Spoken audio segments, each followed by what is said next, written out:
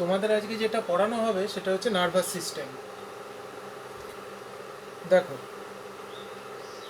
কিছুটা idea nervous সিস্টেমের তোমরা পেয়েছো যখন নিউরোমাসকুলার ফিজিওলজি আমরা পড়েছি। আজকে আমরা ইন ডেপথ আস্তে আস্তে করে নার্ভাস সিস্টেমে ঢুকবো। নার্ভাস সিস্টেম মানেটা কি? নার্ভাস সিস্টেম মানেটা হচ্ছে নার্ভের মাধ্যমে যে সিস্টেম তৈরি হয়েছে। আর নার্ভ আমাদেরকে কি সাহায্য করে? আমাদের ইম্পালস ক্যারি করে, যে জন্য আমাদের লোকোমোশন বলো, আমাদের প্রত্যেকটা অর্গানের যে সমস্ত ফাংশন বলো, বা ইন্টারসেলুলার যে সমস্ত ফাংশন আছে সেগুলো বলো, এই সব জিনিসটা কিন্তু কন্ট্রোল করে নার্ভাস সিস্টেম। এখন দেখো, এই নার্ভাস সিস্টেম 3 রকমের হয়। এক নম্বর হচ্ছে এএনএস, মানে autonomic nervous system. Autonomic nervous system, এই অটোনমিক নার্ভাস সিস্টেম 2 রকমের হয়, প্যারাসিম্প্যাথেটিক, সিম্প্যাথেটিক। এগুলো পরে আসবো, চ্যাপ্টার ওয়াইজ আমরা এগোবো যে কাকে কোনটা বলে, প্যারাসিম্প্যাথেটিক কাকে বলে, সিম্প্যাথেটিক কাকে বলে। এই এএনএস কি করে? Controls visceral structure. ভিসেরা কোনগুলো? আমাদের স্টমাক, আমাদের লাংস, আমাদের হার্ট, আমাদের কিডনি, এগুলো হচ্ছে সব ভিসেরা। তাহলে এএনএস ভিসেরাকে কন্ট্রোল করে। এরপর হচ্ছে 2 নম্বর সিএনএস, মানে সেন্ট্রাল নার্ভাস সিস্টেম। কি করে? ব্রেন এবং স্পাইনাল কর্ডকে কন্ট্রোল করে। পিএনএস, পেরিফেরাল নার্ভাস সিস্টেম, কি করে? Supply outside of spinal cord, muscles and glands. তাহলে মাসেল গ্ল্যান্ডসকে সাপ্লাই করছে PNS, peripheral nervous system. Periphery মানেই হচ্ছে বাইরের দিক।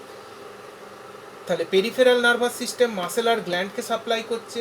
সেন্ট্রাল নার্ভাস সিস্টেম ব্রেন আর স্পাইনাল কর্ড নিয়ে তৈরি হচ্ছে। আর autonomic nervous system visceral স্ট্রাকচারকে control করছে। এবার দেখো, আমাদের হিউম্যান বডিতে 2 রকমের কমিউনিকেশন আছে। একটা হচ্ছে কেমিক্যাল কমিউনিকেশন, যেটা নিয়ে আমরা এতদিন যতটুকুই যা পড়েছি আলোচনা করেছি। আর একটা হচ্ছে নিউরাল কমিউনিকেশন। এই নিউরাল কমিউনিকেশন হচ্ছে সো ফাস্ট দেন কেমিক্যাল কমিউনিকেশন। কতটা ফাস্ট? প্রায় 2 থেকে 232 কিলোমিটার পার আওয়ার হচ্ছে এর ভেলোসিটি নিউরাল কমিউনিকেশনের। এই নার্ভাস সিস্টেমের কি ফাংশন? একটা ফাংশন হচ্ছে routine work of intercellular communication, যেটা রুটিন, রোজ বা সব সময় এই ফাংশনগুলো হচ্ছে ইন্টারসেলুলার কমিউনিকেশন। আর একটা কমিউনিকেশন যেটা সম্পর্কে এখনো পর্যন্ত খুব ভালো করে জানা যায়নি যে কেন হয়, কী জন্য হয়, বাট এই ফাংশনটা হচ্ছে সবচাইতে জটিল ফাংশন নার্ভাস সিস্টেমের। সেটা কি? Higher function. হায়ার ফাংশন কোনগুলো? হায়ার ফাংশন হচ্ছে আমাদের ইমোশনস, আমাদের থটস, আমাদের আমরা যে রেগে যাই, আমরা দুঃখ পাই, আমরা চিন্তা করি, আমাদের মানুষ কিছু ইনভেনশন করতে পারে, সৃষ্টি করতে পারে। হ্যাঁ, এইগুলো হচ্ছে সব হায়ার ফাংশনের মধ্যে পড়ে। এবার একটা নার্ভাস সিস্টেম কাজ করে কেমন করে? Just like a computer.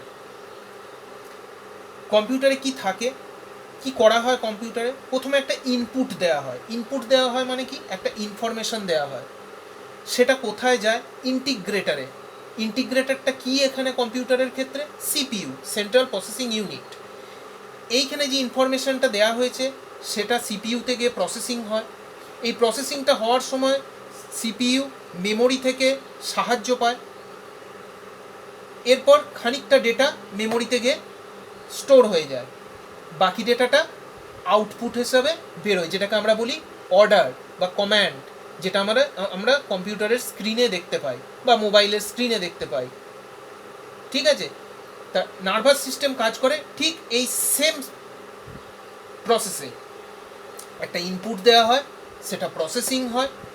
সেই প্রসেসিংয়ের জন্য সে মেমোরির সাহায্য নেয়। কিছু প্রসেসিংয়ের আউটপুট আমাদের অ্যাক্টিভিটির মাধ্যমে বেরিয়ে যায়, আর কিছু ডেটা মেমোরিতে থেকে যায়। ভবিষ্যতে আমরা ফের ওই কাজটা রিপিট করতে পারি। আচ্ছা, দেখো এখানে আমি একটা একটা ডায়াগ্রাম এঁকেছি। এটা হচ্ছে origin of spinal nerve. Spinal nerve কীভাবে অরিজিনেট করে।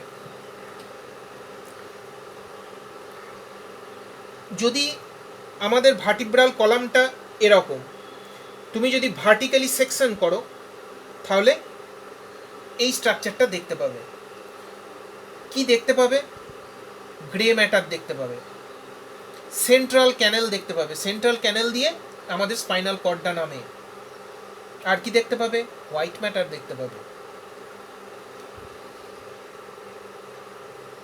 এখান থেকে নার্ভের দুটো রুট বেরোয়, একটাকে বলে ডরসাল রুট, একটাকে বলে ভেন্ট্রাল রুট।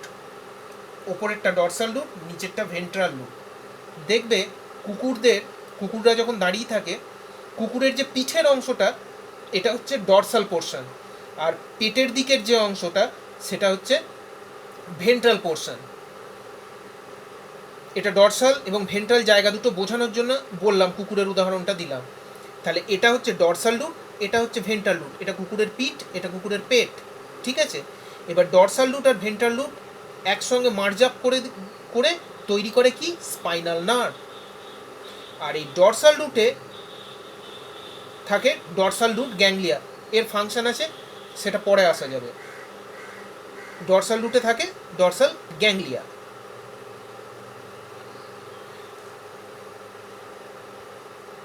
এবার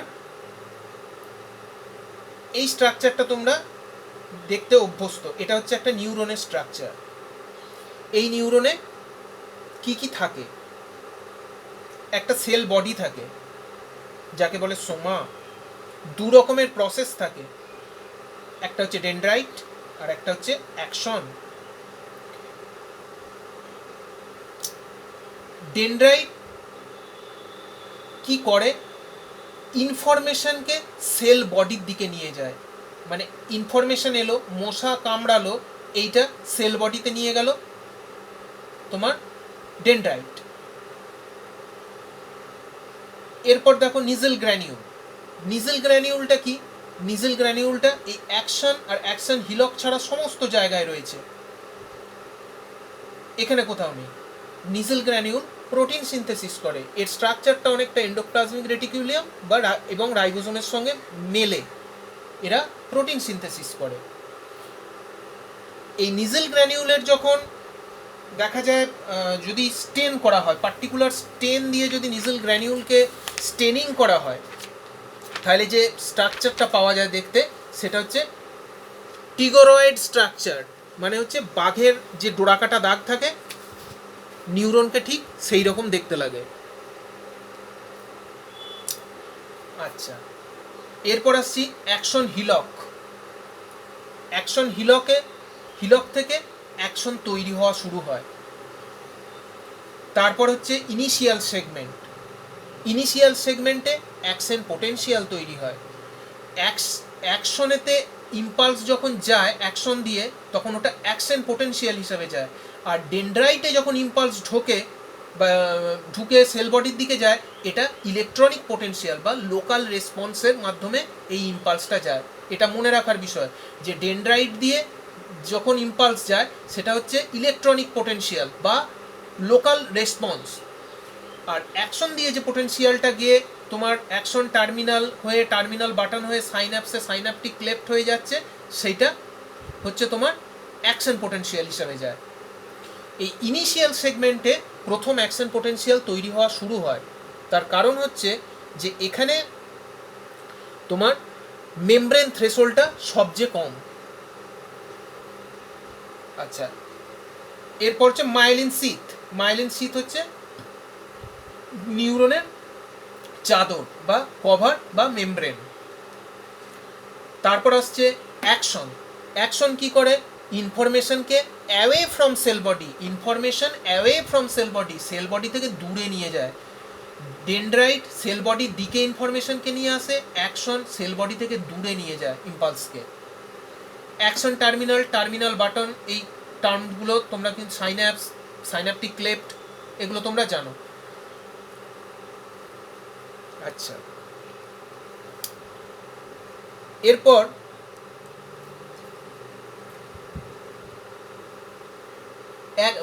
অ্যাকশনের অ্যাকর্ডিং টু লেন্থ নিউরন দু রকমের হয়। গোলগি নিউরন 1 এর লং অ্যাকশন থাকে, গোলগি নিউরন 2 এর শর্ট অ্যাকশন থাকে। লং অ্যাকশনগুলো কোথায় সাপ্লাই করে? পেরিফেরাল নার্ভে এবং সিএনএস এর নার্ভ ট্র্যাক্টে। পেরিফেরাল, এই যে দেখো স্পাইনাল নার্ভ যেটা তৈরি হয়েছে, এটা পেরিফেরিতে গিয়ে পেরিফেরাল সিস্টেমে দেবে, মানে মাসেল বা গ্ল্যান্ডকে দেবে সাপ্লাই। আর কি করবে? সিএনএস এর নার্ভ ট্র্যাক্ট তৈরি করবে।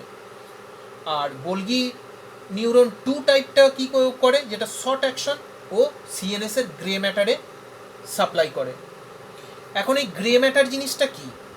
এই যে এখানে সেল বডিটা দেখছো, এই সেল বডি অনেকগুলো নিউরন যখন একটার সঙ্গে একটা কানেকশন হয়ে নিউরনগুলো কানেক্টেড হতে হতে একটা টোটাল নার্ভাস সিস্টেম তৈরি হয়। তো এই সেল বডিগুলো যেখানে ডেন্সলি পপুলেটেড, খুব ঘনভাবে যেখানে রয়েছে, সেই জায়গাটা হচ্ছে গ্রে ম্যাটার। ক্লিয়ার? আচ্ছা, হোয়াইট ম্যাটার কোনগুলো? এই ফাইবার বা প্রসেসগুলো, এই অ্যাকশন বলো, ডেনড্রাইট বলো, এই প্রসেসগুলো যেখানে সেগমেন্টেড হয়ে থাকে, বিন্যস্ত হয়ে থাকে, সেই জায়গাটাকে বলে হোয়াইট ম্যাটার। এই হোয়াইট ম্যাটার আবার দু রকমের হয়, একটা ট্র্যাক্টস, একটা নার্ভস। তার মানেটা কি? হোয়াইট ম্যাটার থেকে কিছু ট্র্যাক্ট তৈরির জন্য বেরিয়ে যায়, কিছু নার্ভ তৈরির জন্য বেরিয়ে যায়।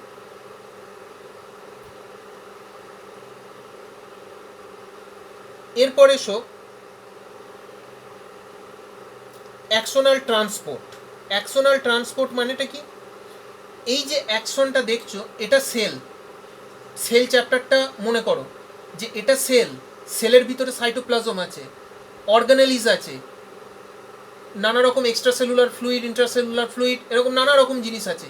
এইগুলোর সাপ্লাই হয়, ট্রান্সপোর্ট হয়। অ্যাকশন টার্মিনালের দিকেও ট্রান্সপোর্ট হয়, আবার উল্টো দিকেও ট্রান্সপোর্ট হয়, মানে সেল বডির দিকেও ট্রান্সপোর্ট হয়। তো এই অ্যাকশনাল ট্রান্সপোর্ট, যেটা সাইটোপ্লাজমিক কম্পোনেন্টসগুলোকে যখন অ্যাকশন টার্মিনালের দিকে নিয়ে যাচ্ছে, তখন তাকে বলা হচ্ছে অর্থোগ্রেড অ্যাকশন টার্মিনালস। ঠিক আছে?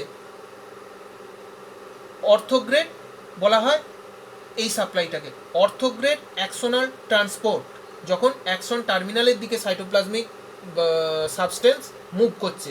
আর যখন সেল বডির দিকে মুভ করছে, তখন তাকে বলা হয় রেট্রোগ্রেড অ্যাকশনাল ট্রান্সপোর্ট।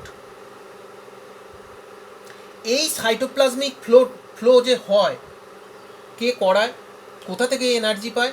এটিপি থেকে এবং ক্যালসিয়াম আয়ন থেকে।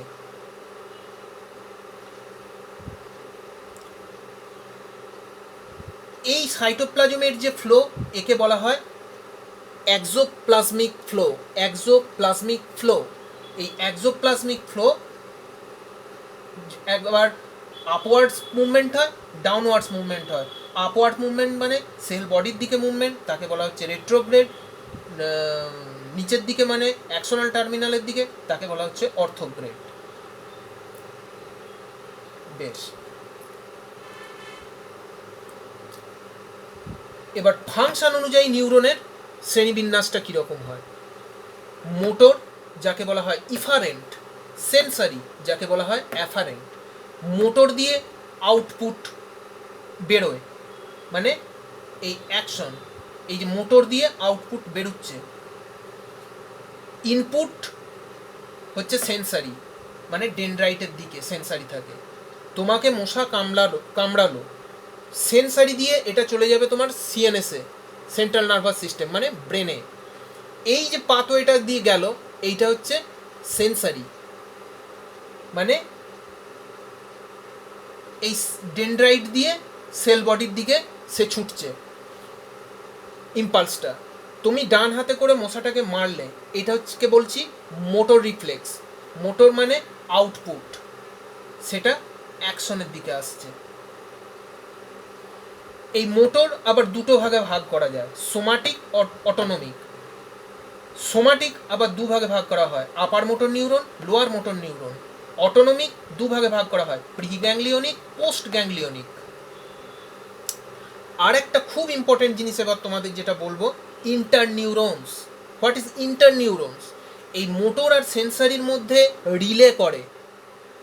মোটরের কথা সেন্সারিকে জানায়, সেন্সারির কথা মোটরকে জানায়। তার মানে মোটর আর সেন্সারির মাঝখানে ইন্টারনিউরনস থাকে। ইন্টারনিউরনস দু রকমের হয়, একটা হচ্ছে ইনহিবিটরি, একটা হচ্ছে এক্সাইটেটরি। এক্সাইটেটরি মানে হচ্ছে উত্তেজিত করে নিউরনকে ইম্পালস ক্যারি করবার জন্য, আবার ইম্পালস ব্যাক করবার জন্য। ইনহিবিটরি এই কথাটার মানে হচ্ছে বাধা দেয়া। কাকে বাধা দেয়? কোলিনেস্টারেজ। কোলিনেস্টারেজ কি করে তোমরা খেয়াল করে দেখো, আমি যখন পড়িয়েছিলাম, এসিএইচ অ্যাসিটাইল কোলিন অ্যাকশন টার্মিনাল থেকে বেরোয় সাইন্যাপটিক ক্লেপ্টে, মাসেলের কন্ট্রাকশন হয়, কাজ ফুরিয়ে যায়, সঙ্গে সঙ্গে কোলিনেস্টারেজ অ্যাসিটাইল কোলিনকে ধ্বংস করে দেয়। এবার হয়তো দেখা গেল যে এই অ্যাসিটাইল কোলিনকে বিভৎসভাবে সে ধ্বংস করছে, মানে আমার কাজটাই হচ্ছে না মাসেল কন্ট্রাকশনের, তার আগেই তাকে ধ্বংস করে দিচ্ছে। তাহলে আমাকে এটা আটকাতে হবে, বাধা দিতে হবে। কে বাধা দেবে? ইনহিবিটারি বাধা দেবে। ইনহিবিটারি ড্রাগ দেওয়া হয় তখন। ইনহিবিটারি কিছু মেডিসিন আছে যেগুলো নার্ভের দেয়া হয়, ফলত তাতে করে কি হয় না, এই এসিএইচকে যে কোলিনেস্টারেজ ধ্বংস করে দিচ্ছিল, এই ধ্বংস করাটাকে বন্ধ করা হয়, মানে কোলিনেস্টারেজের বাধা হিসাবে দাঁড়ায়। কোলিনেস্টারেজ আর টার্মিনাল বাটনের মাঝখানে বাধা হয়ে দাঁড়ায় ইনহিবিটারি।